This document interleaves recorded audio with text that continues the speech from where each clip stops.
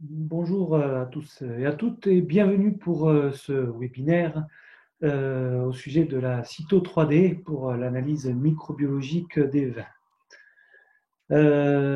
Je viendrai au cours de ce séminaire détailler les principes globaux qui ont permis euh, à ce nouveau développement par les laboratoires du Bernet et les laboratoires Dionos-Rhône de d'apporter un certain nombre de nouvelles applications en microbiologie et avec un certain nombre d'exemples, nous allons pouvoir étudier comment des résultats peuvent être interprétés, sachant effectivement qu'il s'agit de considérations et d'échelles et de référentiels tout à fait nouveaux pour les œnologues et les acteurs du vin d'une façon générale, car effectivement, le développement de cette cyto 3D constitue une, une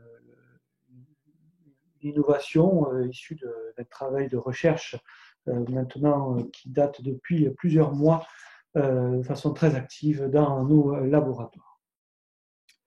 La première considération pour introduire le sujet est de bien voir que d'un point de vue purement clinique, évidemment pas d'un point de vue du réel et de la réalité de terrain du vin, mais d'un point de vue purement clinique et purement analytique, le vin ne serait rien d'autre que de la chimie et de la biologie. Et si on peut constater que pour la chimie, les développements analytiques ont été extrêmement fulgurants et spectaculaires au cours des 50 dernières années, et les laboratoires du Bernet y ont donné évidemment toute leur part dans ces développements, qui, vous le voyez, ont permis une augmentation de la productivité d'un facteur de près de 1000 au cours des 50 dernières années par les automatisations en flux continu, par euh, l'arrivée de l'infrarouge, proche infrarouge d'abord, puis l'IRTF il y a une vingtaine d'années, les analyseurs séquentiels et les analyseurs séquentiels de troisième génération que nous utilisons aujourd'hui, qui atteignent des niveaux d'analyse de près de 2000 tests à l'heure, sont tout simplement stupéfiants en termes de rapidité et apportent des qualités de service remarquables et permettent un vrai progrès du service analytique qui induisent un vrai progrès technique qualitatif dans les vins. Il est hélas il peut être constaté hélas que dans microbiologie, la situation n'a pas été du tout la même, puisque pendant que les progrès d'analyse chimique allaient très très vite, nous sommes restés pour l'essentiel sur des analyses classiques dont les principes ont été définis il y a maintenant des dizaines et des dizaines d'années, et en particulier avec la culture sur boîte de pétri, sur lequel il s'agit de faire pousser les micro-organismes présents sur des milieux nutritifs plus ou moins sélectifs. Ces méthodes qui constituent aujourd'hui notre culture essentielle en microbiologie connaissent néanmoins de nombreuses limites.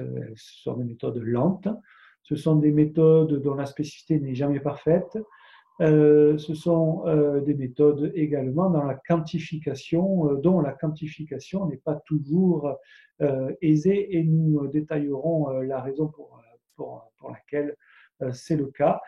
Euh, Avant tout, c'est le fait que nous dosons des unités formant colonies, nous mesurons des unités formant colonies et non pas des cellules directement. Alors, je ne serais pas complet si je ne citais pas, malgré tout, dans les évolutions très importantes qui a eu lieu ces 20 dernières années, l'arrivée de la biologie moléculaire et donc de la PCR pour réaliser un certain nombre de mesures. Le laboratoire du Bernet et le laboratoire Dionos-Rhône ont été pionniers il y a maintenant une bonne quinzaine d'années dans l'introduction de ces techniques. Mais il faut admettre que ces techniques ont des limites. Elles ont des limites parce qu'elles sont relativement lourdes en termes de manipulation. Elles restent très coûteuses parce qu'elles sont dépendantes de sondes ADN qui sont fournies par des fournisseurs et dès que ça touche des sondes ADN, des amorces, on a des effets de brevets, de royalties, et on ne peut pas aujourd'hui arriver à descendre en dessous d'une vingtaine d'euros rien qu'en coût de réactif par échantillon. Ce qui amène des coûts d'analyse une fois qu'on met du matériel, un opérateur et du temps pour le réaliser, qui ne peuvent pas baisser en dessous d'une cinquantaine d'euros, ce qui carrément constitue presque le prix coûtant de ce type de méthode. D'autre part, ce sont des méthodes qui sont assez sensibles aux effets de matrice, avec des inhibiteurs qui peuvent être présents dans la matrice. Et certains inhibiteurs, notamment polyphénoliques, sont évidemment largement présents dans les vins. Donc, on y arrive, mais ça reste une technique qui est un petit peu lourde et un petit peu coûteuse.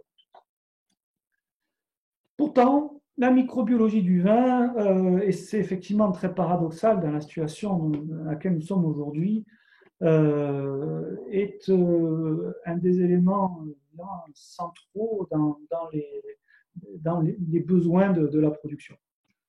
Nous avons tout d'abord des enjeux vis-à-vis des Brettanomyces. Il s'agit effectivement de mieux maîtriser ces Brettanomyces. Il y a un peu plus de 20 ans, les vins phénolés faisaient partie des vins comme les autres. On trouvait qu'ils avaient des goûts de terroir, des caractères un peu appuyés, un peu virils, mais enfin, ils n'étaient pas du tout considérés comme des vins à défaut. C'est aujourd'hui évidemment complètement, la situation a complètement évolué et le caractère phénolé lié donc au Brettanomyces est devenu rédhibitoire pour l'ensemble des professionnels et même aujourd'hui une bonne partie des consommateurs de vins réguliers. D'autres enjeux qui constituent évidemment les parties historiquement importantes dans l'analyse microbiologique du vin sont les éléments autour du conditionnement des vins. Il s'agit effectivement, dans beaucoup de cas, sur des approches un peu plus de mise en bouteille industrielle ou sur lesquelles on se retrouve à devoir répondre à des cahiers des charges qui a des cahiers des charges qui relèvent d'une certaine façon de logique agroalimentaire, même si l'œnologie n'est pas forcément miscible dans l'agroalimentaire, mais c'est un autre débat. Il est important de mesurer pour un certain nombre de marchés les résultats microbiologiques qui sont dans des vins conditionnés. Et ça alimente, pour beaucoup de laboratoires en France, une partie de l'activité microbiologique. Mais si on s'arrête à ça, et c'est un petit peu dommage, on oublie probablement d'aller un petit peu plus loin, de pouvoir évaluer les résultats des process. Il est important de bien comprendre les résultats des process et finalement d'adapter aussi les process en adaptant ces process et ces gestes en fonction de la charge initiale. La logique essentielle aujourd'hui dans les process lorsque l'on met en bouteille un vin est d'adapter le process, le niveau de filtration en fonction du résultat que l'on veut obtenir. Or, c'est insuffisant. Il faut prendre en compte la situation initiale. Une filtration n'est jamais absolue et elle n'amène jamais un résultat absolu. Une filtration va apporter une réduction d'un certain nombre de logarithmes de la population microbiologique. Donc, on comprend tout de suite que si on a une charge forte initialement ou pas, ces process ne seront pas forcément toujours les mêmes. Or, aujourd'hui, ce n'est jamais pris en compte et jamais adapté comme ça, faute de moyens rapides et efficaces de mesures microbiologiques dans les vins. C'est là aussi une grande lacune de notre approche de l'analyse microbiologique. Bon, je ne serai pas complet si je ne citais pas évidemment les vins sans soufre sur lesquels il y a une certaine attente de la part des consommateurs et qui ouvrent évidemment des questions et des difficultés techniques sans fin sur la microbiologie, parce que le soufre, malgré tout, constitue un moyen et presque un des seuls moyens prophylaxiques et efficaces de la gestion microbiologique. Il faut parler aussi évidemment de l'utilisation de levures indigènes et de fermentation avec des levains indigènes. Il est certain qu'on a contourné pendant longtemps cette question en faisant des levurages par des levures sélectionnées qui répondent tout à fait techniquement à la question, mais l'œnologie se doit aujourd'hui de répondre mieux à cette attente, cette demande, même si elle n'est pas forcément objective d'un point de vue scientifique, elle est de toute façon une attente du consommateur et nous devons la prendre en compte. Nous parlions des levures sèches activées. Effectivement, le contrôle qualité de ces levures est également un élément important de la microbiologie. Contrôle qualité à deux niveaux. Le premier, en amont, je vais utiliser des levures sèches actives. Sont-elles de bonne qualité ou pas, sachant qu'un sachet de levure sèche active est quelque chose qui va évoluer dans le temps, qui n'est pas forcément stable. S'il est bien conservé dans des frigos, ça peut être conservé longtemps. Si c'est mal conservé, ça peut être très rapidement dégradé. Je me souviens de mon premier stage de vinification en 1997. J'étais dans une cave coopérative et le directeur avait cru bon de faire des achats de levures l'année N-1 pour 2 ans. Et toutes les levures avaient été conservées à température ambiante. Et sur 80 000 hectos, je pense qu'on a dû en relancer à peu près 50 000. C'était très formateur, je peux vous l'assurer. Enfin, cette microbiologie du vin, qui ne répond pas en temps réel à cause des boîtes de pétri, ne permet pas aujourd'hui de réaliser des suivis de fermentation alcoolique, des suivis de malo, des suivis de levain dans de bonnes conditions qui répondent réellement à nos besoins.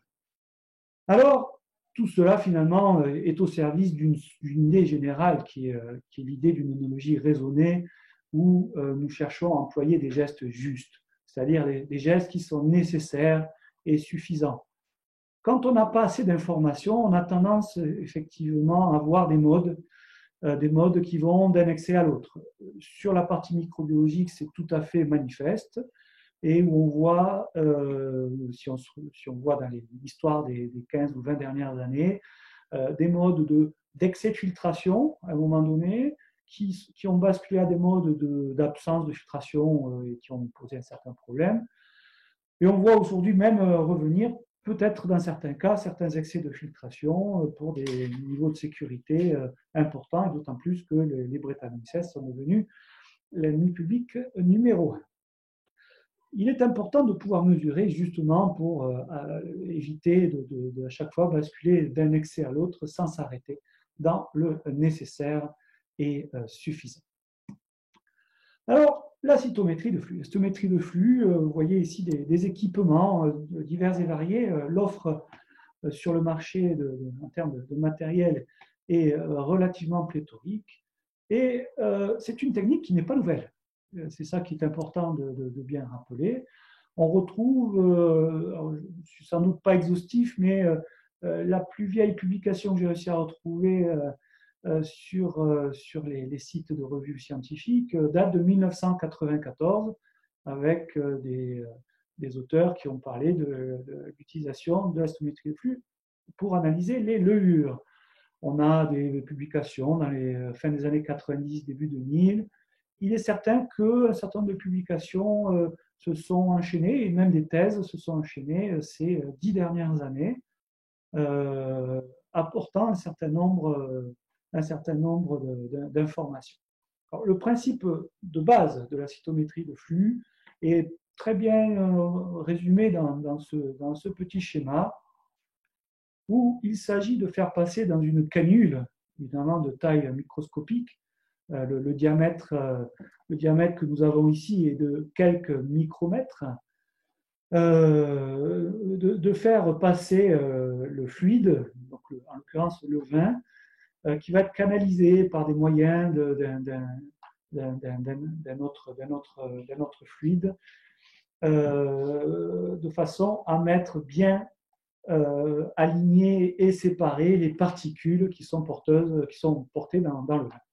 Et à partir d'une source lumineuse laser, nous allons détecter à leur passage, les unes après les autres, l'ensemble de ces particules, un peu comme un radar d'autoroute flasherait la totalité des véhicules qui passent devant. Alors, le signal qui en sort est un signal lumineux complexe, on en reparle un tout petit peu derrière, mais vous voyez, une chose importante, c'est que c'est une méthode de comptage absolu. Ce n'est pas une méthode biologique où on va faire de la culture. Là, on a une vraie méthode qui est de l'ordre de l'absolu.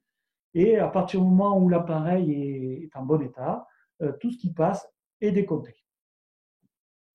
Et on obtient donc ainsi ce qu'on appelle des cytogrammes.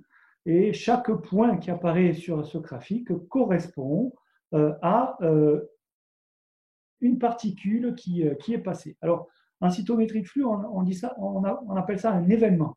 Hein, on compte le nombre d'événements qui sont passés devant ce laser, avec ici un détecteur qui va se situer en face du laser, hein, c'est le front scatter, et qui va avoir grosso modo la taille de ce qu'il passe devant. Donc plus on va à droite, plus la taille est importante. Et ici, on aura ce qu'on va appeler le side scatter, c'est-à-dire la lumière qui est réfractée sur le côté de la particule qui aura reçu le laser. C'est le side scatter qui va correspondre d'une certaine façon à l'état de surface de cette particule. Et entre les deux, on arrive déjà à séparer un certain nombre d'éléments. Et ici, on sépare plutôt bien les bactéries des levures, et même plus, puisque ces levures, en l'occurrence, ne sont que des Brettanomyces. Cependant, il faut bien avouer que la cytométrie de flux, jusqu'à une période assez récente, a des limites. Elle a des limites qui sont une sensibilité au bruit de fond, puisque tout ce qui passe devant ce laser va être détecté. Et alors, bon, dans un monde idéal, ça serait que des micro-organismes, mais vous n'ignorez pas qu'un vin va contenir des microcristaux, des petits agglomérats de matières colorantes, de polyphénols, d'autres petites poussières sur des vins sales. Et au même titre qu'une levure ou une bactérie, chacune de ces petites particules va émettre un événement qui va créer un bruit de fond dans lequel vont se retrouver l'information qui nous intéresse. D'autre part, c'est que les équipements traditionnels, les plus anciens et ceux les plus utilisés parce que les moins chers, ont des performances limitées, des performances fluidiques limitées notamment, et la vitesse de circulation devant ce laser est relativement limitée sur certains équipements, ce qui fait qu'on a du mal à avoir des limites de quantification qui descendent. Vous comprenez facilement que plus je vais passer de volume rapidement, plus je pourrai facilement descendre mes limites de quantification. Et donc, beaucoup de publications, l'essentiel que l'on retrouve, et même les publications récentes, vont vers une nécessité de concentrer les échantillons par des méthodes de centrifugation manuelle, qui sont souvent assez lourdes. Et la distinction, notamment entre Saccharomyces et Brettanomyces, est aussi assez limitée. Or, il nous importe beaucoup de bien distinguer les Brettanomyces, puis il s'agit probablement aujourd'hui du premier sujet d'intérêt en microbiologie. De fait, l'utilisation ces 15 dernières années, alors qu'on a tous les laboratoires ont à un moment donné étudié la question, il faut avouer on retrouve une utilisation, une diffusion de la cytométrie de flux relativement réduite, même si certains laboratoires l'utilisent depuis un certain nombre d'années et ont trouvé des voies intéressantes. Et globalement, il y a un accueil un peu mitigé, alors mauvais, le terme est un peu fort, vous me pardonnerez, mais un accueil un petit peu mitigé par la communauté œnologique avec une réputation qui n'est pas parfaite. Et nombreux œnologues ou personnes de terrain qui connaissent pas forcément, qui connaissent la méthode ou qui en ont entendu dans leur version d'il y a quelques années, ont tout à fait compris la limitation de la méthode et sont pour l'essentiel restés là. Ce qui fait qu'effectivement, la cytométrie est un petit peu connotée et c'est un des enjeux que nous avions identifié dès le départ, effectivement de bien faire en sorte de différencier ce qui peut être fait aujourd'hui de ce qui était fait il y a quelques années. Effectivement, est-ce que les laboratoires du Bernet et les laboratoires d'Ionos-Rhône font du neuf avec du vieux? La réponse est non. La réponse est non. Et ce que nous proposons aujourd'hui avec la cytométrie 3D, la cyto 3D, contient des éléments profondément nouveaux qui font que tout ce que certains pensent savoir et parfois disent encore n'est plus d'actualité et il est important de faire une mise à jour, c'est un des objectifs évidemment de ce que je vous présente ce soir. Car la cytométrie connaît aujourd'hui trois grands axes de développement. Donc FCM, c'est le diminutif anglo-saxon de la cytométrie de flux, flow cytometer. Ces trois axes sont les suivants. Le premier, c'est l'utilisation de fluorochrome pour activer de la spéciation de micro-organismes par de la fluorescence. Alors, ça a l'air un peu compliqué comme ça, mais l'idée est assez simple finalement et est utilisée dans beaucoup de laboratoires depuis longtemps avec des microscopes. C'est le principe de l'épifluorométrie. Je fais absorber de façon sélective, parce que tous les micro-organismes ne vont pas absorber toutes les molécules de la même façon. Donc, je fais absorber des molécules qui sont fluorescentes par mes micro-organismes. Alors, les vivants et les morts ne vont pas absorber de la même façon, les actifs et les inactifs ne vont pas absorber de la même façon, et je vais créer des fluorescences spécifiques selon le statut et selon le type de micro-organisme que j'aurai. C'est une technique très efficace parce qu'elle ne coûte pas très cher. Les fluorochromes, on a besoin de quantités très très faibles. La préparation est très rapide, très simple. Maintenant, il faut bien maîtriser la gestion de ces fluorochromes avec des choses extrêmement précises. Deuxième voie, qui est celle que nous n'avons pas utilisée aujourd'hui, c'est la voie du FISH, c'est la fluorescence in situ hybridation en anglais. Donc, il s'agit d'utiliser des fluorochromes, mais qui vont être greffés sur des anticorps qui vont venir se fixer spécifiquement sur des protéines de surface, par exemple, de Brettanomyces, et ainsi, seuls les Brettanomyces seront fluorescents. Ou encore mieux, je dirais, ou en tout cas différent, je peux greffer des fluorochromes sur des sondes ADN qui vont venir s'hybrider, se greffer spécifiquement sur des séquences ADN spécifique de, évidemment, tel ou tel micro-organisme. Alors ça, c'est formidable. Ça ressemble un petit peu, d'une certaine façon, à ce qu'on peut faire en PCR. Hein. On est à la rencontre entre la cytométrie de flux et la biologie moléculaire. Ça quantité de capacité, c'est-à-dire demain on peut identifier n'importe quel type de micro-organisme à partir du moment où on connaît sa séquence ADN. Mais comme pour la PCR, ces techniques sont des techniques qui coûtent cher parce qu'à chaque fois qu'il y a des sondes, il y a à nouveau des royalties et des brevets. Et d'autre part, toute la séquence d'hybridation est une séquence qui est relativement lourde à mettre en œuvre et très lente puisqu'il faut plusieurs heures avant de préparation d'échantillons. Donc, ces techniques qui ont aujourd'hui été proposées, dans certains cas, qui fonctionnent probablement, ce n'est pas celle-là que nous avons pour l'instant choisie, parce que, à mon avis, et je ne vise pas à tout le monde à être d'accord avec cet avis-là, mais on n'a pas la capacité d'une industrialisation, en tout cas d'une démocratisation forte de cette technique à court terme pour répondre à tous les enjeux que j'avais rappelés tout à l'heure.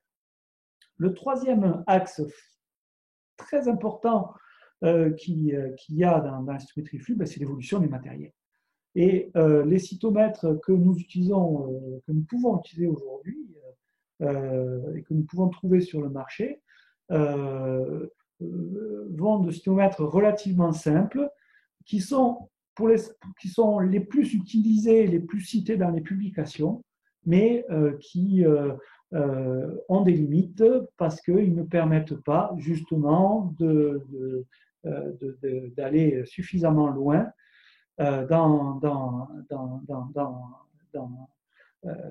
les performances requises. Alors, si je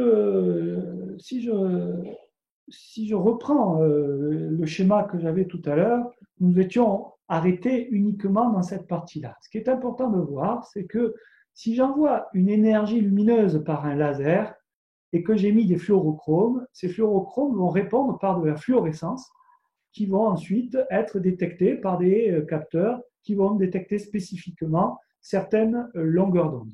Et c'est grâce à ces fluorescences donc, que je vais pouvoir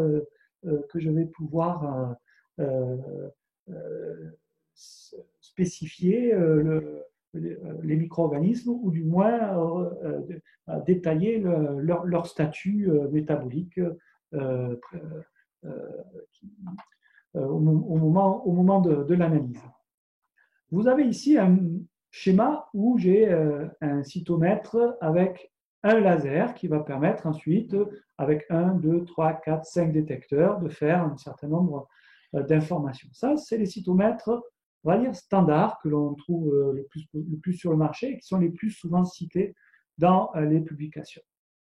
Imaginez aujourd'hui les cytomètres que nous devons utiliser, non pas un laser, mais ils ont 3 lasers, ce qui multiplie considérablement la quantité d'informations qui est recueillie pour chaque événement qui passe devant ces lasers et nous permet donc de faire les mesures qui n'étaient pas possibles de faire jusqu'à présent, en tout cas dans les conditions qui sont celles que nous recherchons. Alors, cette fluorescence, vous la connaissez aussi et on peut la retrouver sur un microscope, tout simplement, puisqu'on connaît ça en épifluorescence, mais finalement, un cytomètre n'est autre qu'un microscope qui observe en continu ce qui se passe devant et qui observe à des longueurs d'onde spécifiques. Et vous voyez ici, par exemple, des Brettanomyces. Là, il n'y a pas photo, c'est bien des Brettanomyces avec leur caractère ovoïde. Et vous voyez que certaines sont devenues vertes fluo et d'autres sont restées avec une couleur un peu brune. Donc là, on est sous une lumière spécifique qui va générer de la fluorescence sur celles qui sont vertes. Et donc, le statut des Brettanomyces vertes et celles qui ne sont pas vertes n'est pas le même. Et ça, c'est effectivement très intéressant. D'un côté, on a des Brettanomyces qui sont très actives métaboliquement, de l'autre, elles ne le sont pas. La même chose ici sur des bactéries. Alors, désolé pour la qualité de l'image, mais si vous regardez bien ici, vous voyez une bactérie qui fluoresce très très fort.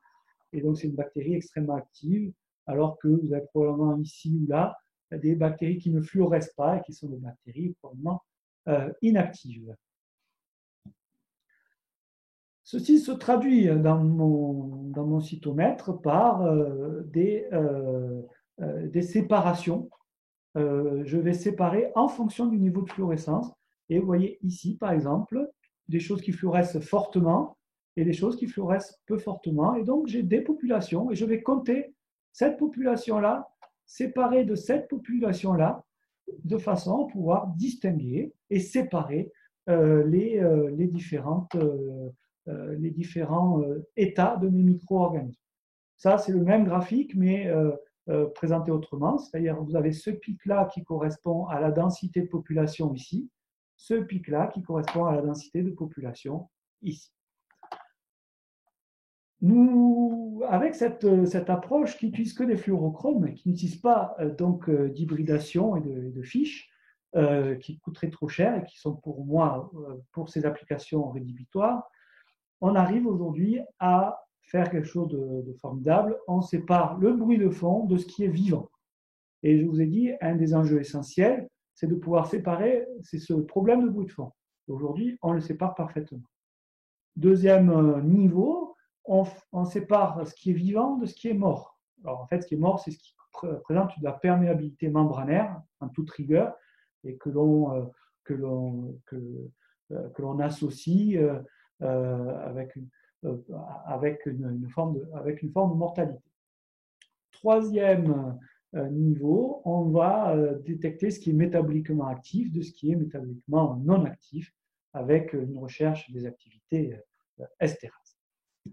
Donc, pour chaque micro-organisme, on va retrouver ce qui est vivant et actif. Ce qui est vivant et non actif, on va appeler ça vivant et latent. On a appelé ça historiquement en microbiologie des viables non cultivables, parce que c'est des choses qui ne vont pas nécessairement produire des populations sur des boîtes de pétri, et ensuite les mortes. Ce triple marquage, en un seul passage et avec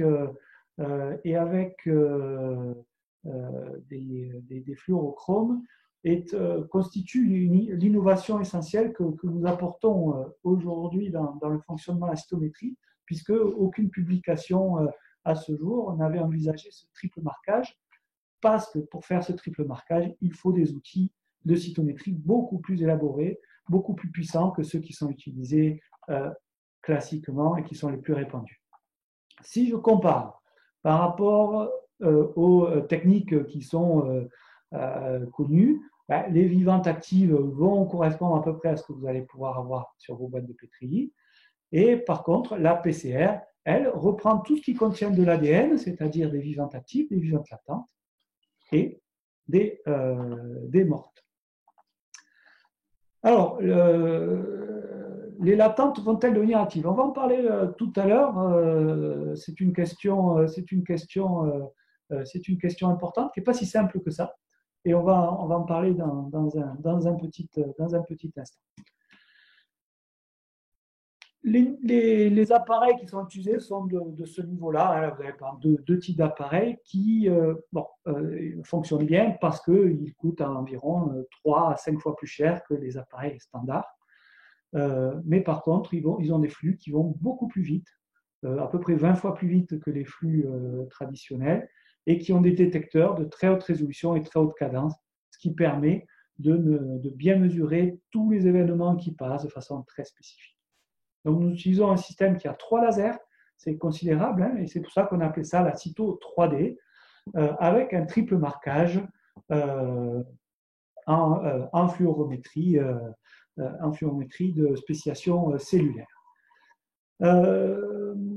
Ces outils sont des outils qui sont utilisés finalement presque pour la première fois en œnologie, hein, puisque c'est des outils qui sont normalement beaucoup plus utilisés dans le monde du médical, hein, dont on parle beaucoup.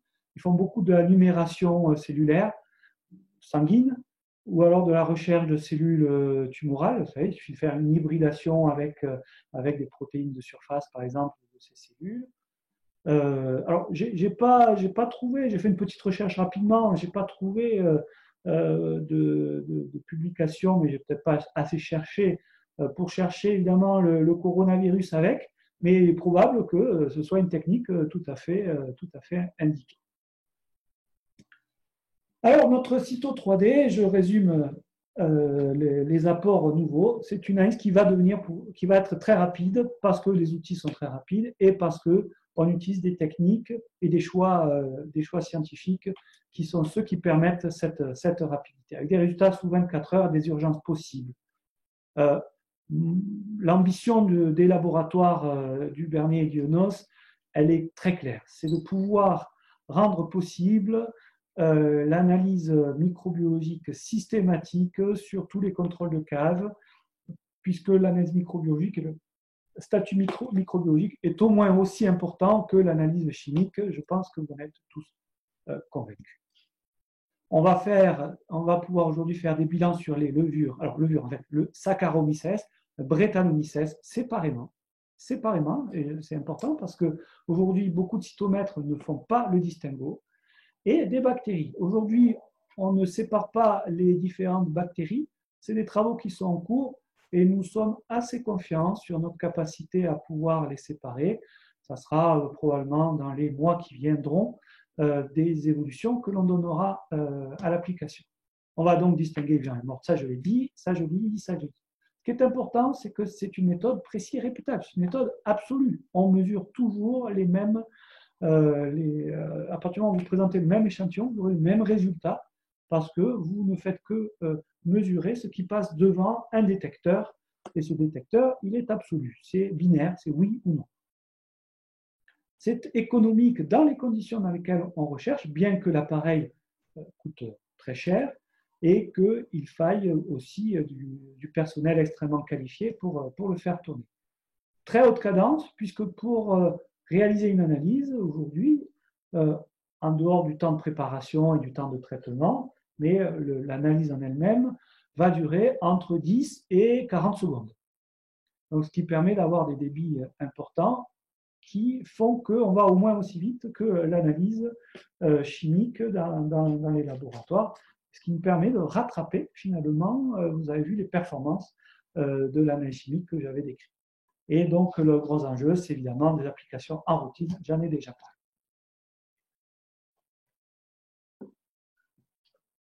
Comment on va interpréter une analyse par cytométrie? Et c'est là où donc on rentre dans une partie dure du sujet.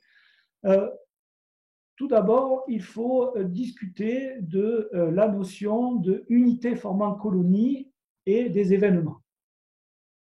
Nous tous, on est habitués à traiter des unités formant colonie sur ma boîte de pétri.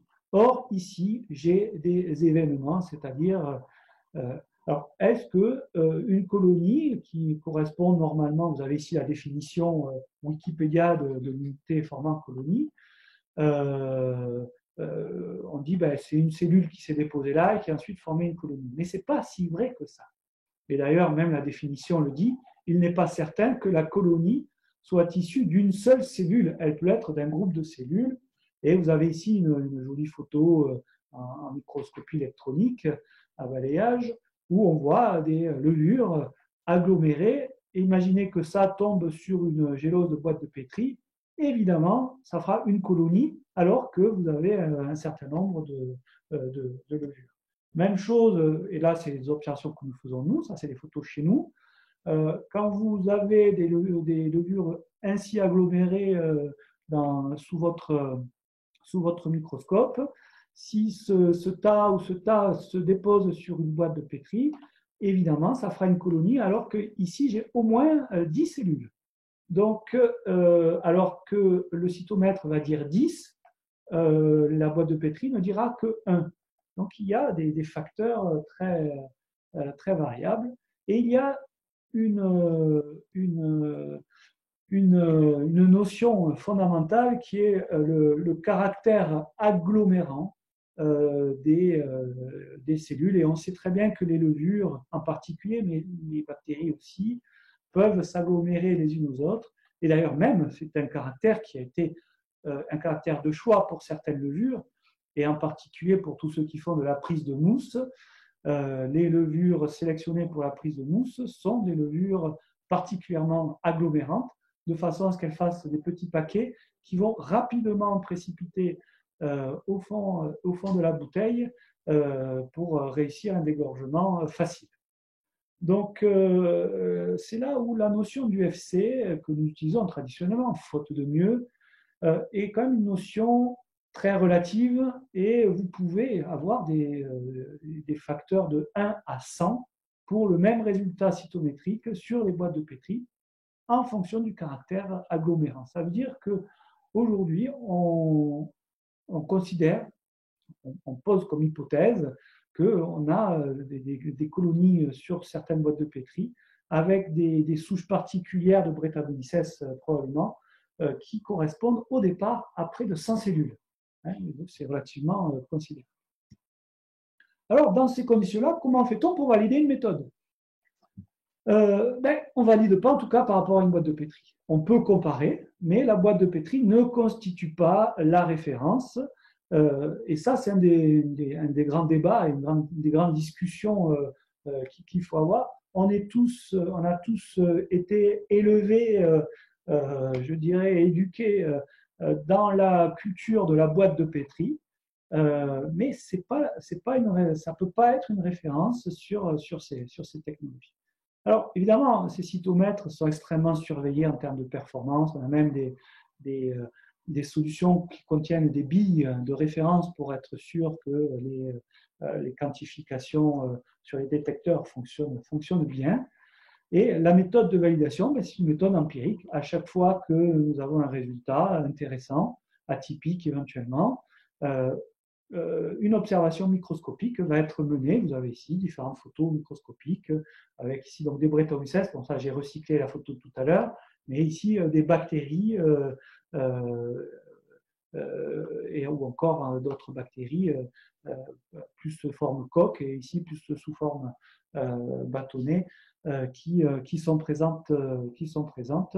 Et dès que nous avons un résultat qui peut paraître parfois étonnant, nous le vérifions par la microscopie. Évidemment, au début, on a vérifié presque tous les résultats. Aujourd'hui, on en vérifie un petit peu moins, mais ça constitue l'élément fondamental. Donc, un cytomètre de flux doit être aussi accompagné d'un microscope doté d'une capacité de fluorométrie. Venons-en aux résultats et faisons un peu d'œnologie maintenant. Ça suffit de parler de laboratoire. Et donc, voici les types de résultats que l'on commence à obtenir. Et pour commencer, parlons des résultats sur Brettanomyces. Donc, on arrive à parfaitement identifier une zone spécifique où il y a les Brettanomyces.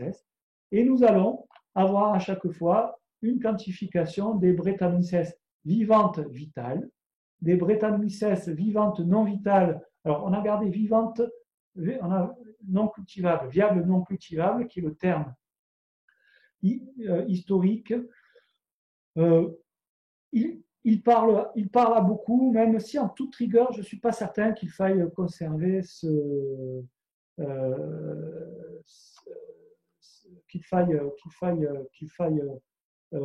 conserver toujours ce terme VNC. Enfin, bon, c'est une petite approximation que l'on parlera, mais parce que ça permet quand même de bien travailler. Et ensuite, les brettes mortes. En fait, ces brettes qui ont des perméabilités membranaires importantes, qui est la plupart du temps causées par la mortalité. Et donc, on va rendre un résultat en événements par millilitre, qui constitue bien le nombre de cellules par millilitre. Nous vérifions d'ailleurs, nous avons des moyens de vérifier que nous n'avons pas des cellules qui sont des doublés, voire des triplés, c'est-à-dire des agglomérats de cellules, et on vérifie ça régulièrement par des techniques de cytométrie particulières. Alors vous avez ici un vin données où vous voyez que on n'a rien détecté sur les Brettanomyces vivantes vitales. Par contre, nous avons un certain nombre de VNC, 9, 3, 10 puissance 3, ici 5, 7, 10 puissance 3, ce n'est pas rien, et des mortes. Globalement, dans pratiquement tous les vins en cuve brut, on va retrouver des brettes VNC, des brettes mortes. Les brettes font partie de l'écosystème biologique du vin, à l'état en tout cas de latence. Alors la question tout à l'heure, est-ce que ce qui est là va passer là? Ben oui, c'est ça un petit peu la question. Ce qui est là peut passer là, mais ce qui est là peut aussi devenir à l'état latent. Par exemple, si vous êtes ici sur un vin qui contient quelques Brettanomyces, on a 1,2 10 puissance 3, il faudra probablement agir. Si je peux agir éventuellement par un gros sulfitage, si je vais faire une souche qui est sensible au SO2, elle peut mourir, mais si elle est moins sensible au SO2, elle peut éventuellement uniquement passer à l'état VNC et on endort des Brettanomyces avec du SO2, ce qui peut éventuellement faire en sorte que des Brettanomyces se réveilleront plus tard. Tout ceci explique aussi beaucoup ce qui parfois exaspère avec un sentiment d'impuissance de retrouver des Brettanomyces sur des vins alors qu'on essaie de faire tout. Mais on vit avec une épée de Damoclès permanente avec des Brett VNC qui sont présentes quasiment partout. Par contre, nous, on va regarder quand même beaucoup les vivantes vitales pour savoir si on doit agir. Ce qui est très intéressant, c'est de faire des Brettanomyces presque à la chaîne sur des contrôles de cave. Et vous avez ici, sur une première cave, une seconde cave, une troisième cave, des résultats à la chaîne qui vont nous permettre un petit peu de voir la situation. Généralement, et c'est assez intéressant, ces premières observations que nous faisons, il y a des caves qui ont tendance à avoir plus de Brettanomyces vivantes vitales que d'autres. L'effet vigneron, l'effet vinification, l'effet hygiène, l'effet terroir. Et on constate effectivement qu'il y a des caves, mais ça on le savait déjà empiriquement, que chez certaines caves, on a toujours des Brettanomyces même en se battant, et chez d'autres caves, même parfois en faisant beaucoup d'approximations microbiologiques, on n'a jamais vraiment trop de problèmes. Vous avez ici à gauche typiquement une cave chez qui il n'y a vraiment pas trop de problèmes, mais malgré tout, même s'il y a beaucoup de valeurs à zéro, il y en a quelques-uns qui peuvent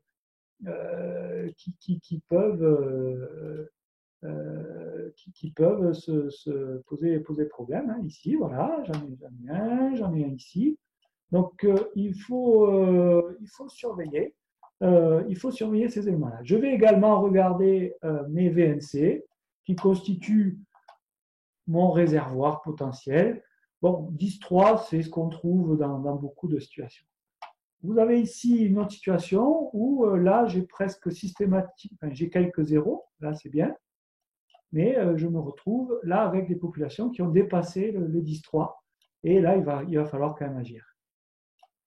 Et là, encore une autre exemple, où là, j'ai même des populations à 10,4, et là, ça va devenir extrêmement rapide. Là, on a typiquement une cave sur laquelle il va y avoir beaucoup de difficultés dans le suivi des vins et où il est important d'agir à grande échelle. Le schéma, je vous rassure, le schéma que l'on rencontre le plus, c'est celui-là, c'est-à-dire un schéma où globalement ça va pas mal, et puis de temps en temps, il y a des choses à surveiller, voire des choses sur lesquelles on va intervenir.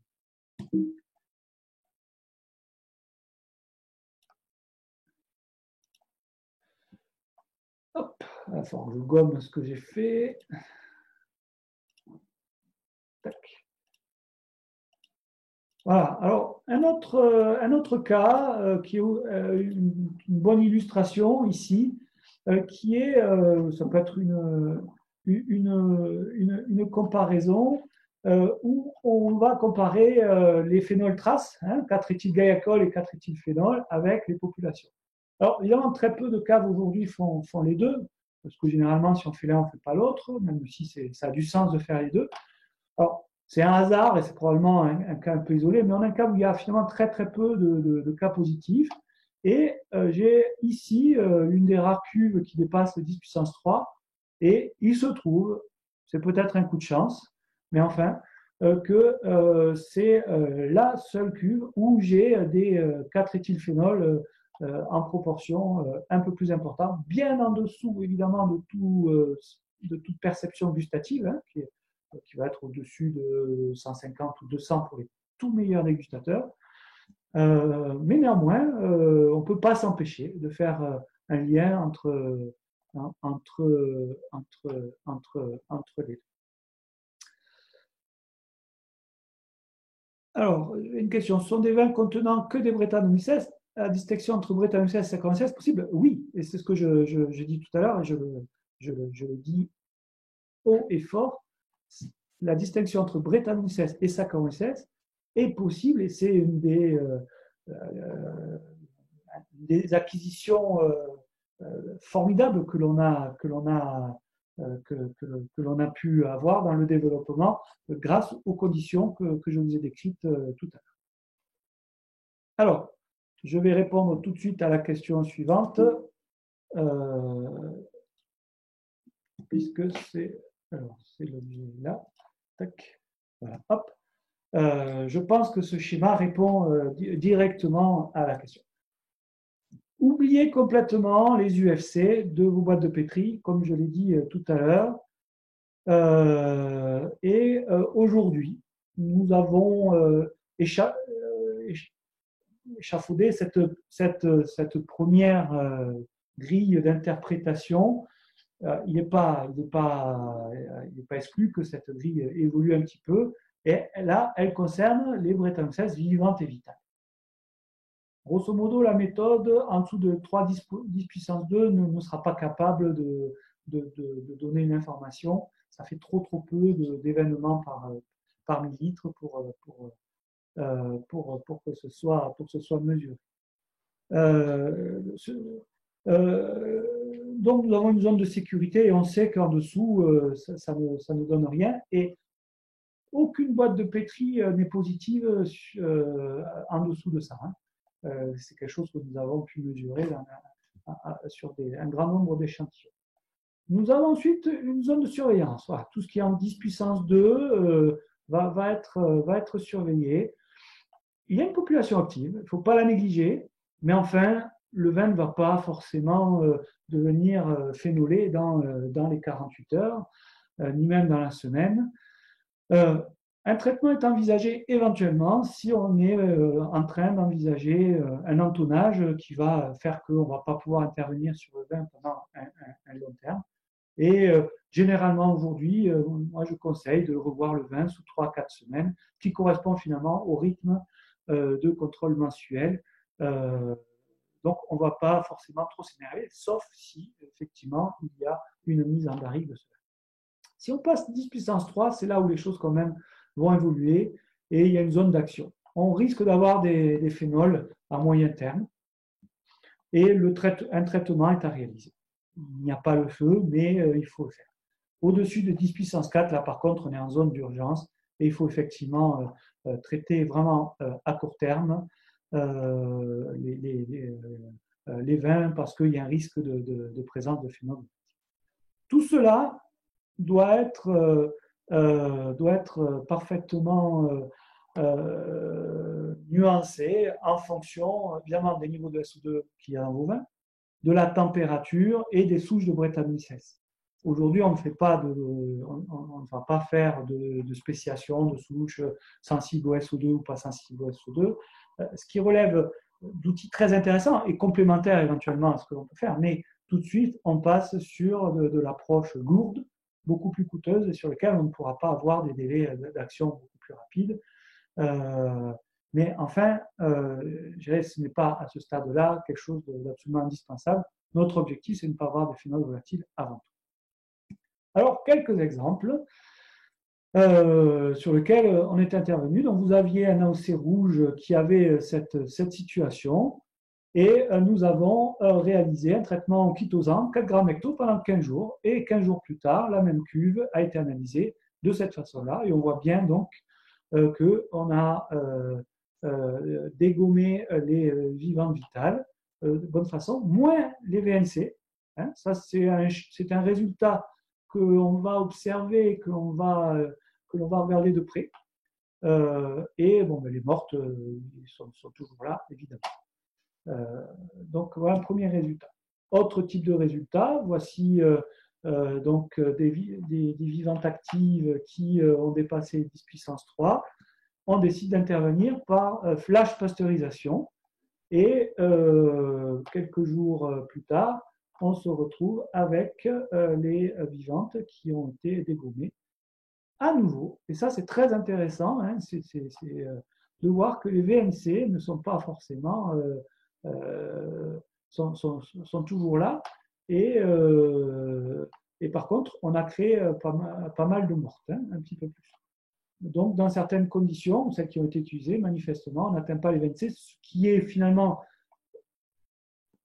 peut être assez compréhensible, même si ce sont des choses qui doivent être confirmées par beaucoup d'autres observations, mais où la pasteurisation va empêcher le vivant actif, mais ne va pas forcément empêcher les formes VNC, qui sont des formes, qu'il faut rappeler, qui sont des formes de résistance des micro-organismes d'une façon générale. Alors, vous prenez aussi des cas assez intéressants où sur notre vin et dans le même chai, finalement, on a fait une flash pasteurisation, mais on n'est arrivé qu'à ce niveau-là. Et effectivement, la flash pasteurisation était mal réglée. Et grâce finalement à cette analyse, on a pu régler la flash pasteurisation et obtenir plus tard ce résultat plus satisfaisant qui était ce suivi. Donc la cytométrie apporte quelque chose de nouveau, qui est qu'elle nous permet d'évaluer la performance et la qualité des process que nous mettons en place. Et ça m'intéresse considérablement, bien entendu. Regardez un autre exemple, filtration tangentielle. Alors là, filtration tangentielle, c'est pas mal parce que j'enlève à la fois les vivants vitales et les VNC apparemment. Hein. Il reste quelques mortes, bon, qui sont probablement quelques débris. Mais on a eu d'autres cas où vous voyez qu'il ne s'est presque rien passé entre avant et après, voire très mal. Et en fait, on pouvait considérer deux choses. Un, soit que l'analyse ne marchait pas, soit qu'il y avait un problème. Et il a été cherché sur l'appareil. Et en fait, ça a permis de détecter une anomalie sur le filtre tangentiel. Et ça a déclenché une maintenance qui a tout à fait révélé cette anomalie et a permis de remettre ce filtre tangentiel en bon état. Donc là, à nouveau, vous voyez très très bien l'intérêt absolu de cette méthode avec sa sensibilité et sa précision de bien déterminer si un process a été efficace sur le terrain. Alors, en mise en bouteille, autre sujet, alors là, on va suivre tout le monde. On va suivre les Saccharomyces à l'état vivant vital, VNC, mortes, les Brettanomyces et les bactéries également, comme je vous dis aujourd'hui de façon globale, peut-être demain de façon un petit peu plus détaillée. En fait, ça fait du monde hein, déjà comme paramètre. Première idée sur laquelle je voudrais insister, c'est que dans 90% des cas, les levures présentes sur des vins au stade de la mise en bouteille sont des Brettanomyces. Ça remet en question un certain nombre de stratégies de contrôle des mises en bouteille où, pour des raisons d'urgence, on était souvent mené parfois à faire des lectures de flore totale ou de levure totale à 48 heures et puis ensuite à 7 jours. Mais de toute façon, à 48 heures, il fallait expédier le lot de vin, on ne pouvait pas attendre davantage. Et si à 48 heures c'était bon, eh bien, on expédiait le vin. Sauf que sur boîte de pétri, les Brettanomyces, elles ne mettent pas 48 heures à pousser. Elles mettent théoriquement entre 6 et 7 jours. Donc, on passe avec cette approche à côté de levure d'une façon générale, enfin en tout cas des Brettanomyces qui constituent le gros des troupes des levures sur des vins et sur des vins mis en bouteille. Donc, un certain nombre d'approches et de critères et de stratégies qui ont été mises en place, parfois pour des raisons de logistique tendue, pour des raisons économiques, sont allés aujourd'hui dans des logiques qui ne fonctionnent pas pour des raisons qui nous apparaissent maintenant extrêmement évidentes grâce à cela. Alors vous avez ici un vin typique, donc avant mise en bouteille, quelques VNC en Saccharomyces, quelques mortes, quelques petites brettes. Vous voyez que c'est un vin rosé, hein, et oui, il y a des brettes sur des vins blancs et rosés, quelques VNC, quelques bactéries. Filtration stérile 0,65 microns, qui a très bien marché. J'ai ramené tous les paramètres de levure à zéro. Par contre, j'ai réduit les bactéries, hein, beaucoup, mais je ne réduis jamais complètement à zéro les bactéries. Ça, c'est la deuxième idée fondamentale, c'est que la notion de filtration stérilisante est une notion qui ne se traduit pas dans les faits par une vraie stérilisation, puisqu'il y aura toujours des bactéries, y compris à 65 ou à 45 microns, qui vont passer, et en particulier des bactéries VNC. D'autres exemples, vous avez ici le vin avant, c'est un vin rouge. Alors, vous voyez, il a des brettes vivantes vitales, hein, il était temps il ne fallait pas le laisser trop longtemps dans cette situation. Les filtrations de mise en bouteille ont amené ce vin dans une situation tout à fait satisfaisante, mais très peu de bactéries vivantes vitales. Par contre, pas mal de bactéries VNC qui continuent à faire le gros des troupes de ce qui est présent, de ce qui est présent dans le fonctionnement. Alors, d'autres situations où j'ai un vin avant mise en bouteille, vous voyez, extrêmement chargé, et mon process a été évidemment largement insuffisant, et après mise en bouteille, il continue à être très chargé. Et là, c'est un cas un peu extrême, puisque c'est un vin qui est reparti en fermentation, enfin, qui n'était pas stabilisé en bouteille, et sur lequel on a eu des gros problèmes derrière de stabilité. Donc, ce que je disais tout à l'heure est une notion fondamentale. Si vous êtes initialement dans cette situation ou dans cette situation, évidemment, vous n'allez pas forcément utiliser les mêmes stratégies de travail du vin. Là, il faudra probablement avoir une filtration dégrossissante beaucoup plus importante, voire deux filtrations dégrossissantes, avant d'envoyer le vin directement sur un filtre de mise en bouteille. Et l'idée, grâce à ça, c'est de pouvoir faire une analyse de tous les vins avant la mise en œuvre des travaux de conditionnement pour pouvoir vraiment choisir précisément les travaux que l'on doit réaliser. Un autre type d'exemple ici, où on a un vin qui a été mis en bouteille avec un filtre, mais un filtre très lâche, sans pression. Hein, bon, voilà. Alors, on a réduit les Saccharomyces vivantes vitales et Brettanomyces, on n'a plus personne, mais on a gardé des VNC. Donc, ce n'est pas un vin qui va être instable à court terme, mais si jamais il y avait une absence de SO2 sur le long terme, il peut y avoir des bouteilles au bout d'un moment qui peuvent dériver potentiellement. Ce n'est pas tout à fait impossible. On est sur des filtrations de type 5 microns, et on voit que ce n'est pas tout à fait suffisant en l'occurrence. Voilà, d'autres exemples. Montrer un autre exemple aussi qui est un vin blanc sans sulfite, très bien travaillé puisqu'on a ramené tout le monde à zéro, quelques bactéries. Alors là, par contre, on est un vin sans sulfite, y compris en bouteille. C'est aussi une des hypothèses qui nous font dire qu'un vin sans sulfite, même s'il a été parfaitement filtré, et qu'on a acheté des filtres, des prestations de filtration stériles, il y aura toujours quelques bactéries. Et vu qu'il n'y a pas de sulfite dans ce vin, ces bactéries, tôt ou tard, vont se réveiller et feront que, de toute façon, un vin sans sulfite, à quelques exceptions près, bien entendu, mais sont des vins qui évoluent mal sur la longue durée, avec toujours des remontées microbiologiques qui apparaissent. Alors, là aussi, pour la mise en bouteille et pour les critères qualité sur des vins conditionnés, puisque ça constitue aussi une partie importante des analyses. Alors, sur les vins conditionnés, on va faire par contre de la concentration de l'échantillon. Hein, c'est indispensable pour pouvoir descendre le plus bas possible. C'est ce qu'on fait déjà, d'ores et déjà, de toute façon, sur les boîtes de pétri.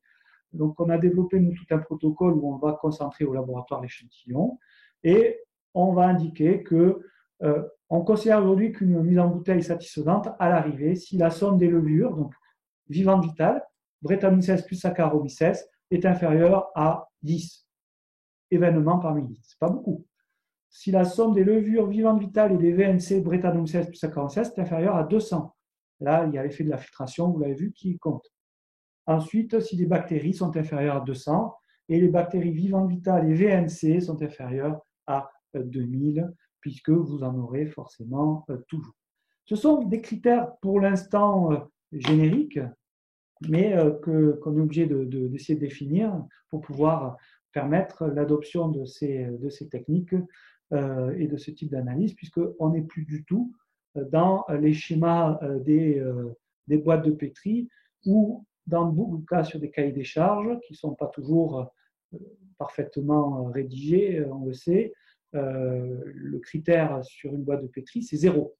Or là, comme on descend quand même plus bas que les boîtes de pétri, puisqu'on n'est pas en UFC, je vous le rappelle, on est en événement par millilitre, on va aller beaucoup plus bas, mais il faut accepter une petite présence le cas échéant. Autre type de résultats et d'application, c'est le suivi des fermentations.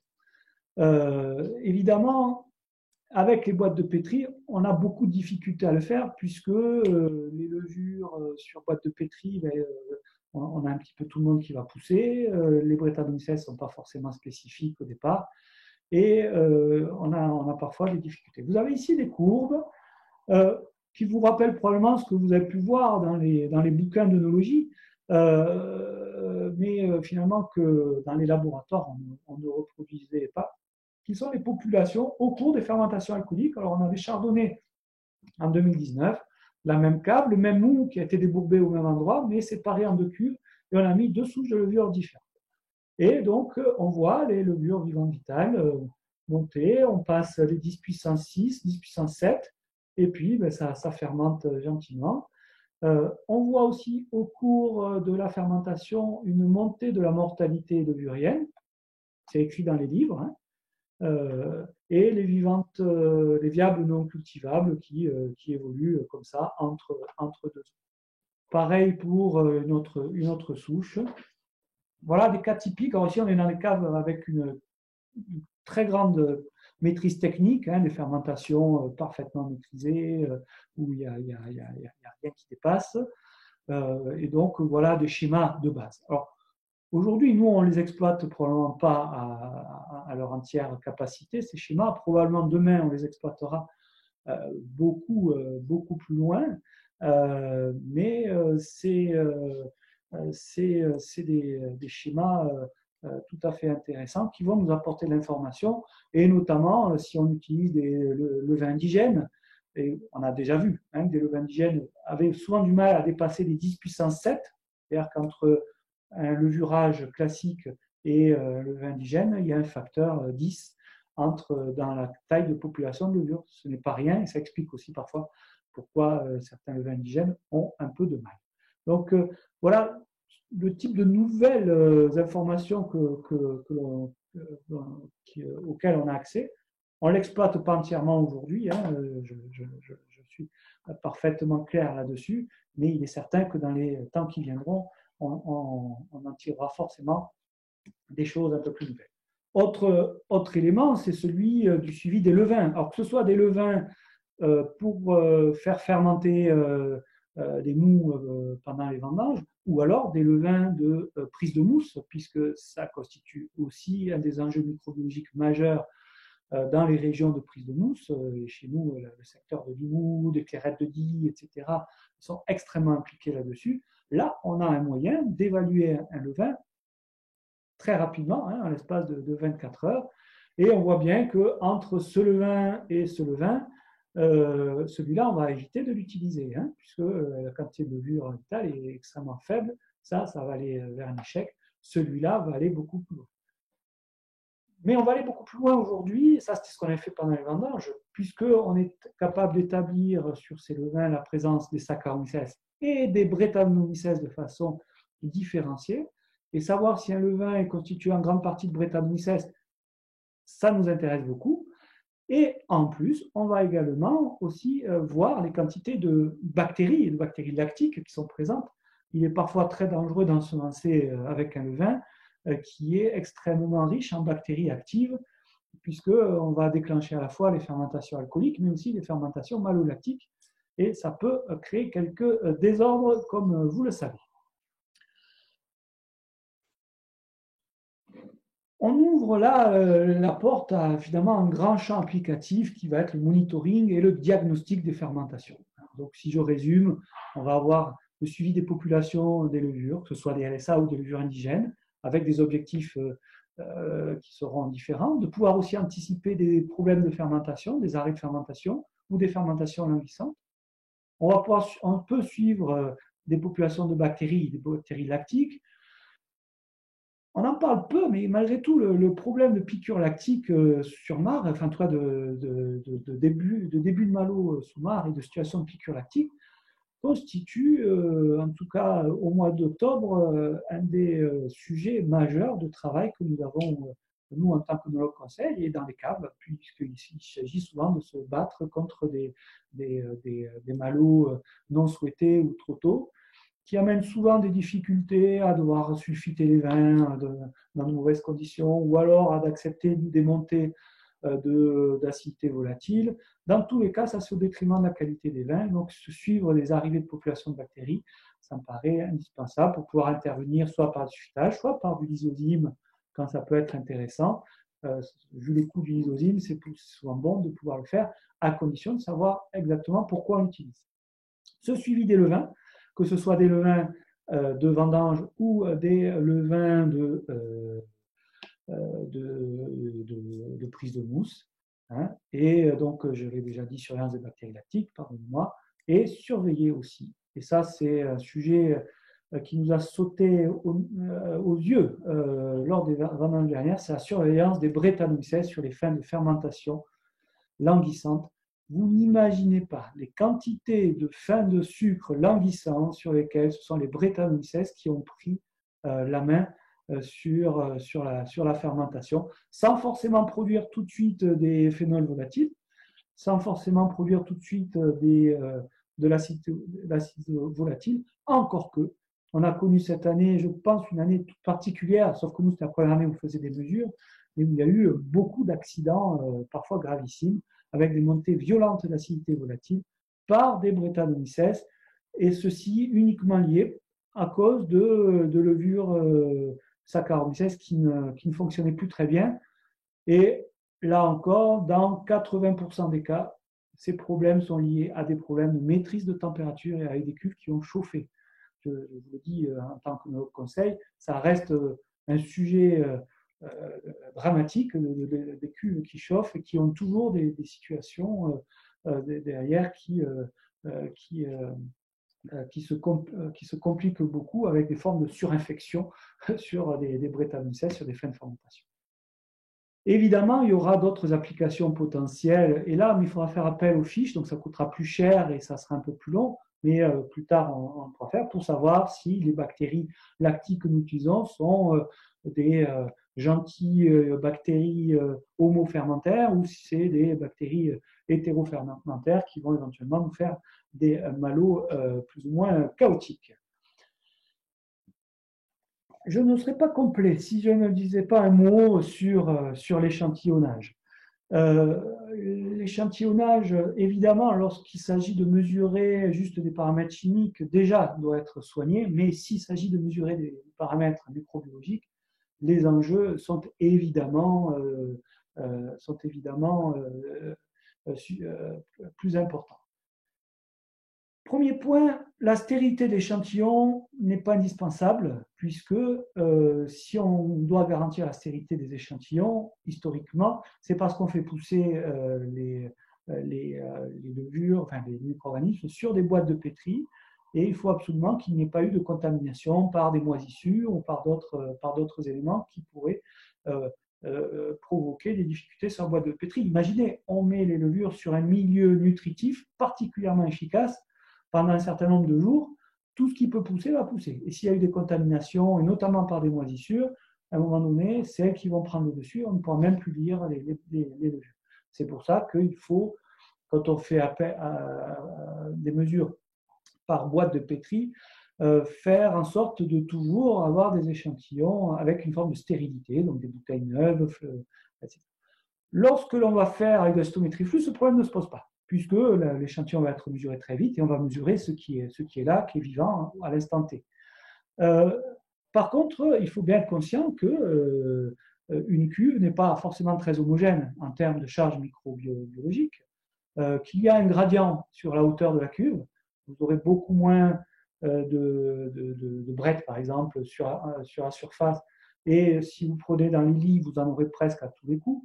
Donc, il faut essayer de prendre, nous on recommande de le faire par au-dessus en plongeant à peu près à mi-hauteur, mais pas forcément beaucoup plus profond, parce que c'est pas bon de prélever aussi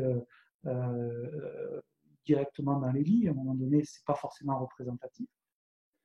Deuxième considération, c'est le robinet. Le robinet d'échantillonnage qui, dans beaucoup de cas, peut être sale, contaminé avec quelques vieux résidus de vin qui auront évolué avec des bactéries, éventuellement des bactéries acétiques, ou plus de Brettanomyces. On sait qu'ils ont tendance à se nicher davantage. Et on peut avoir des faux positifs si on prend des... donc, il faut faire attention à bien prélever. Dans la mesure où on souhaite coupler les analyses chimiques avec ces analyses microbiologiques, il est important de prendre de bonnes habitudes systématiques sur des prélèvements cohérents de prise d'échantillons à chaque fois que c'est possible. Je ne dis pas que c'est impossible de le prendre par le robinet dégustateur, mais dans ces cas-là, il faut quand même prendre des précautions et n'hésitez pas à en discuter avec nous pour des protocoles que l'on peut mettre en place. En conclusion, je pense que vous aurez compris que l'approche aujourd'hui n'a rien à voir avec l'approche de cytométrie telle qu'elle était décrite. Elle est rendue possible aujourd'hui par des moyens analytiques beaucoup plus puissants, évidemment des investissements beaucoup plus lourds,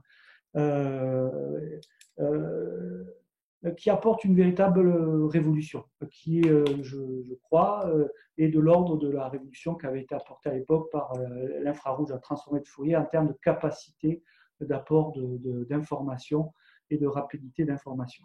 On a aujourd'hui la capacité, et on l'a fait, et on commence à le faire, à systématiser l'information microbiologique tous les mois, sur tous les suivis de vin, et ça nous apporte vraiment beaucoup d'informations.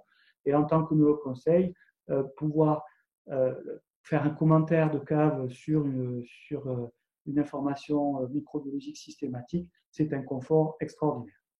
C'est une révolution parce qu'on a une cadence très forte et on peut répondre en temps réel, surtout quand il y a des problèmes microbiologiques. C'est souvent des problèmes qui doivent être gérés très rapidement.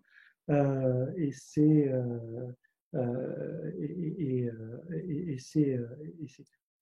une révolution parce que c'est un coût qui, sur les très gros volumes, vont pouvoir être beaucoup plus accessibles, bien que sur les analyses de conditionnement, étant donné qu'il faut concentrer l'échantillon, on va rester sur des coûts équivalents à ce que l'on faisait avec la boîte de pétri, mais pour des services beaucoup plus importants, vous le comprenez bien.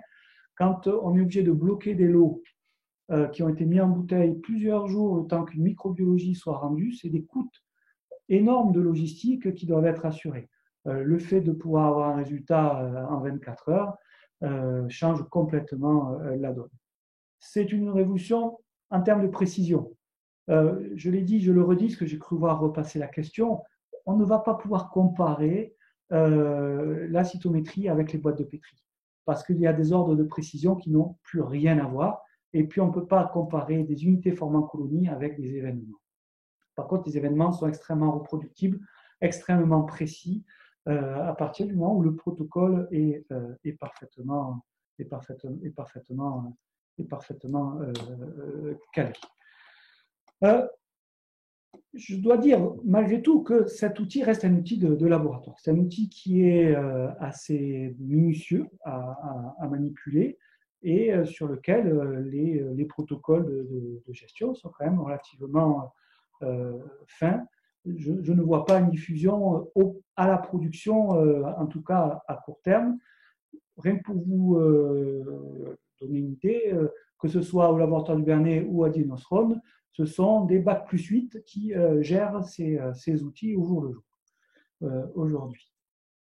C'est une révolution parce que ça nous permet aussi une utilisation toute nouvelle de la microbiologie en termes de contrôle, mais en termes aussi de monitoring. On va pouvoir essayer de comprendre mieux les choses pour mieux assumer et assurer la prise de risque que l'on fait. Aujourd'hui, on est souvent amené à prendre des risques en termes de vinification sans savoir où on va. Là, les prises de risque seront beaucoup plus évidentes. C'est aussi un monitoring pour la question des Brettanomyces. Suivre et traiter les brettes. Tester et traiter, si ça ne vous rappelle pas quelque chose de très actuel, hein, donc Brett et coronavirus, même combat. Et effectivement, on arrive à la même conclusion que la seule façon de traiter, de gérer les Brettanomyces, qui sont forcément présentes dans l'environnement, ça va être, c'est de les surveiller et de traiter à chaque fois qu'on a des éléments positifs, de façon aussi à ne pas faire en sorte qu'une cave ait des disséminations très importantes et des contaminations croisées. C'est une application nouvelle parce qu'on atteint un niveau très intéressant d'évaluation des process. Il est important de faire une œnologie juste, une œnologie intelligente et de ne pas faire des process sans savoir ce qu'ils donnent comme résultat, et même de pouvoir voir si les process ont bien marché. Et on s'est rendu compte, et en l'espace de quelques semaines d'utilisation, que des flashs pasteurisation étaient mal réglés. On s'est rendu compte que des filtrations tangentielles avaient des problèmes, et alors même que aucun signe extérieur ne pouvait le donner. Et enfin, tout cela va nous apporter des informations nouvelles et probablement nous permettre de nous remettre en question. C'est en nous remettant en question et en remettant nos certitudes en jeu que l'on progresse. Et c'est en cela que c'est une révolution, parce qu'une révolution nous fait progresser. Et je crois sincèrement que c'est le cas avec la cytométrie 3D. Voilà, je vous remercie. Alors, on peut passer à un système de questions pour ceux qui le souhaitent pendant quelques temps. Alors, pour poser des questions, je vous propose, vous avez une fonctionnalité qui vous permet de faire lever la main. Donc, vous avez le droit de lever la main. Vous faites, ça donne le signal à l'administrateur Nicolas qui vous donnera ensuite la parole et ainsi on pourra vous répondre. Alors, y a-t-il des questions?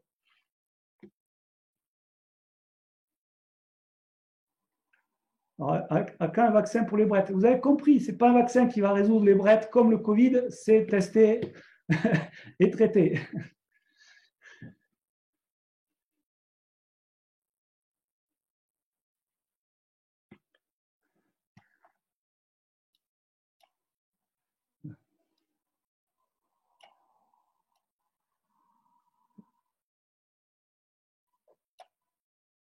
Alors, quel laser utilisez-vous pour le dosage des bactéries? La couleur rouge des vins n'est-elle pas gênante?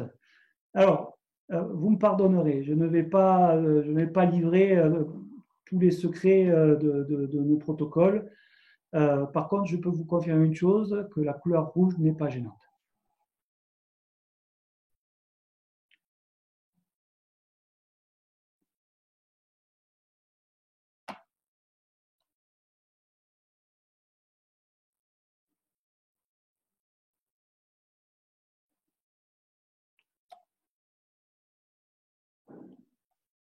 Bien, mais écoutez, s'il n'y a pas de prise de parole, c'est que j'ai sans doute été assez complet. Et puis, il y a quand même beaucoup de questions. Ah, une autre question. A-t-on une idée de la part de VNC qui peuvent repasser en vivant digital? Absolument pas. Et je pense que ça dépend. C'est comme le flux du canon, c'est-à-dire qu'on va trouver des situations extrêmement diversifiées et que la seule façon de pouvoir le savoir, c'est de le mesurer en temps réel. Si on modifie beaucoup la matrice du type du vin d'expérimentation, est-ce que ça peut modifier l'interprétation? Je ne comprends pas la question. C'est-à-dire, si on modifie au cours de la préparation de l'échantillon la matrice, nous, c'est parce qu'on n'a pas observé cela, on n'a pas observé de problème de ce côté-là. On travaille avec le compteur Coulter. Est-ce que le CITO est plus précis? Je ne connais pas le compteur Coulter, donc je ne peux pas vous répondre à cette question. La concentration par centrifugation ne détruit-elle pas les vivantes actives? Non. Non, et d'ailleurs, les publications qui sont les plus largement utilisées utilisent des centrifugations à très très haut niveau. Nous, on a utilisé des centrifugations à plus bas niveau, mais il n'y a aucun problème de ce côté-là.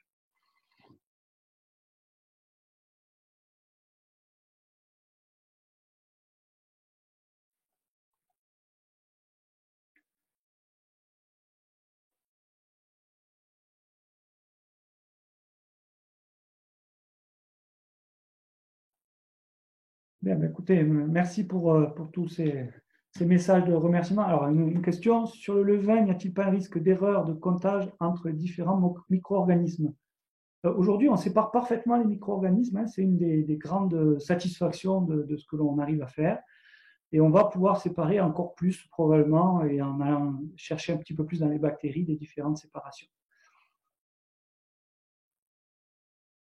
Alors, il n'y a pas plus de bruit de fond centrifugeant. Si, ça peut aussi être le cas. Et effectivement, il faut faire preuve d'astuce pour arriver à ne pas trop créer de problèmes d'application. Alors, ni le chitosan ni le flash ne baissent les VNC. C'est des observations que l'on a à ce jour faites. Évidemment, peut-être dans un an, je vous donnerai des résultats complémentaires et on pourra encore en discuter. Mais aujourd'hui, ni le chitosan ni la flash ne semblent baisser les VNC dans les résultats que nous avons jusqu'à présent.